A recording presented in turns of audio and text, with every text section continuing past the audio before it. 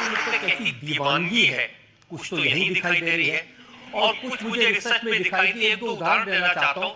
एक नौजवान ऐसा मिला जिसने अपनी छाती पर योगी आदित्यनाथ की तस्वीर का टैटू बना लिया है।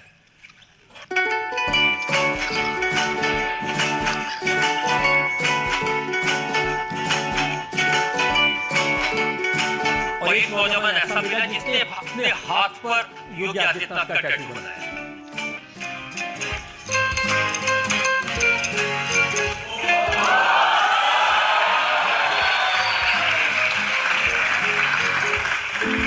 और कुछ लोगों ने आपको नाम दिया है बुलडोजर बाबा, और लोगों ने अपने हाथ पर बुलडोजर के टैटू बनाए।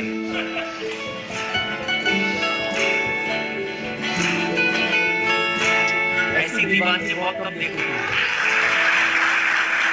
और सबसे इंटरेस्टिंग बात, आपने एक बार कहा अकबरपुर में अभी कि जगह का नाम लेने में मुझे संकोच होता है, तो सोशल मीडिया पर सब लोगों के नाम बदलने लगे। जैसे प्रियंका गांधी ने आपको फोन किया कि मेरा नाम क्या होगा, आपने कहा तुम 4 साल में एक बार आती हो, इसलिए तुम्हारा नाम 29 फरवरी।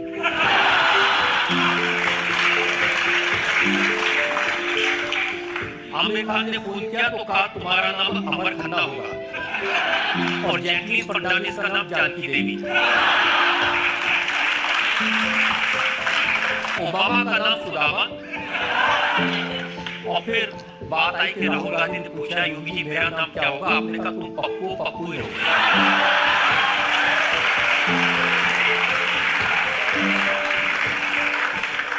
लेकिन ये तो मजाक की बात है। सच्चाई में आपकी एक तस्वीर आई जिसमें आपने टेबुल के बच्चे को उठाया और उन दोनों बच्चों के नाम रखे चंडी और भवानी। वो तस्वीर भी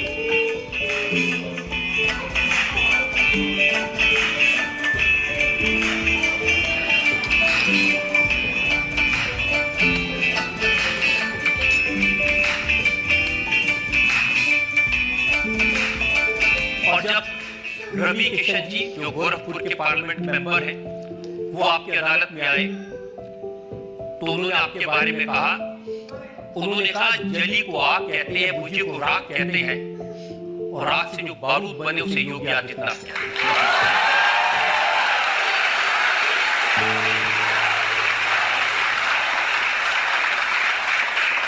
आप कुछ कहना चाहेंगे इस सब दीवानगी पर? देखिए, मैं भारतीय जनता पार्टी का एक सामान्य कार्यकर्ता हूं, उससे पहले एक योगी हूं, और एक योगी के रूप में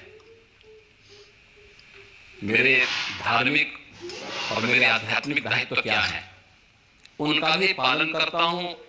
लेकिन उससे भी महत्वपूर्ण है कि मेरे राष्ट्रीय दायित्व क्या है, उसको उससे भी आक्रामक तरीके से प्रस्तुत करने का प्रयास करता हूं।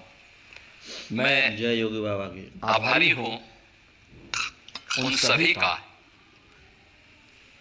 जिनको ये यात्रा अच्छी लगती है, और मैं विश्वास करता हूं कि राष्ट्रवाद का यह अभियान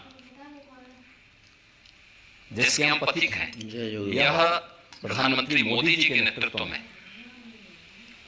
आज जिस नई ऊंचाई को प्राप्त कर रहा है, मैं विश्वास के साथ कह सकता हूं कि इसी में भारत का और इसी में विश्व मानवता का कल्याण भी निहित है।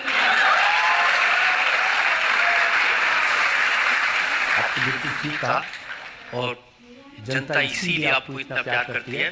तो आइए शुरू करते हैं आज मुकदमा आपकी अदालत में। पहला इल्जाम योगी आदित्यनाथ पर। आपकी अदालत में उत्तर प्रदेश के मुख्यमंत्री योगी आदित्यनाथ पर आरोप है कि ये हिंदुत्व के नाम पर राजनीति करते। योगी आजकल चुनाव का कैंपेन हो रहा है, आप राम मंदिर की बात करते हैं, लेकिन अखिलेश जी के चाचा हैं प्रोफेसर साहब राम गोपाल यादव, वो कहते हैं भारत में मंदिर की क्या जरूरत।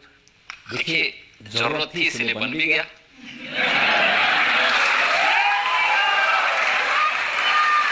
मेरा ये मानना है भारत के इतिहास की सबसे महत्वपूर्ण और अभूतपूर्व हर भारतवासी को अद्भुत और आनंदित करने वाली जय श्री राम। घटना है अयोध्या में श्री राम जन्मभूमि पर मर्यादा पुरुषोत्तम प्रभु श्री राम का भव्य मंदिर का निर्माण। आप देख रहे होंगे अयोध्या के अंदर लाखों की संख्या में श्रद्धालु प्रतिदिन आ रहे हैं, आज भी आ रहे हैं। इतनी भीषण गर्मी है तब भी लोग आ रहे हैं। अयोध्या की आज की अयोध्या को और आज से 10 वर्ष पहले की अयोध्या को देख करके कोई आता है तो पहचान नहीं पाता है कि सचमुच ये वही अयोध्या है। मैं देख रहा था पूरे देश के अंदर अंदर से जो भी श्रद्धालु आए थे, कोई जमीन चूम रहा है, कोई पिलर को चूम रहा है, उनके आंखों में आंसू थे। तो मैंने कुछ लोगों से पूछा, मैंने कहा कि आप इतने भावुक क्यों हो जा रहे हैं? उन्होंने कहा साहब, जिस कार्य को देखने के लिए हमारी कई पीढ़ियां तरस गई, 500 वर्षों के इस लंबे इंतजार को मोदी जी ने समाप्त करवा दिया। अयोध्या में जो कार्य अयोध्या के लिए और दुनिया के लिए असंभव था, उसको मोदी जी ने संभव बना दिया। और ये हमारे लिए नहीं बल्कि इस लोक के साथ साथ परलोक को भी जवाब देने का एक अवसर हमारे पास हो चुका है कि हाँ, हमने अयोध्या में राम मंदिर के निर्माण शिलान्यास को भी देखा, राम मंदिर के निर्माण को भी देखा और रामलला को 500 वर्षों के बाद होली और जन्मोत्सव मनाने का अवसर भी अपनी जन्मभूमि पर प्राप्त हुआ है। यह मोदी जी के कारण संभव हो पाया है। प्रोफेसर साहब कहते हैं बेकार का मंदिर मैं वही आ रहा हूं ना। समाजवादी पार्टी के बारे में हर व्यक्ति जानता है, ये वही पार्टी है जिसके समय में अयोध्या में राम जन्मभूमि पर आतंकी हमला हुआ था, काशी में संकट मोचन मंदिर पर हमला हुआ था, जिनके समय में लखनऊ, अयोध्या और वाराणसी की कचहरियों पर हमले हुए थे। और अखिलेश यादव जब मुख्यमंत्री बने, उन्होंने सबसे पहला काम क्या किया था? इन आतंकवादियों पर दायर मुकदमों को वापस लेने का कुत्सित प्रयास किया था। तो हम धन्यवाद देना चाहेंगे न्यायपालिका का कि न्यायपालिका ने उन दुर्दांत आतंकवादियों को बाहर निकलने से रोका, अन्यथा क्या दृश्य होता। जो लोग राम भक्तों पर गोली चलाते हैं, जो लोग राम को काल्पनिक मानते हैं, इतिहास साक्षी है, जिसने भी राम का विरोध किया उसकी दुर्गति जरूर हुई है। इनकी दुर्गति तय है। अपनी दुर्गति के लिए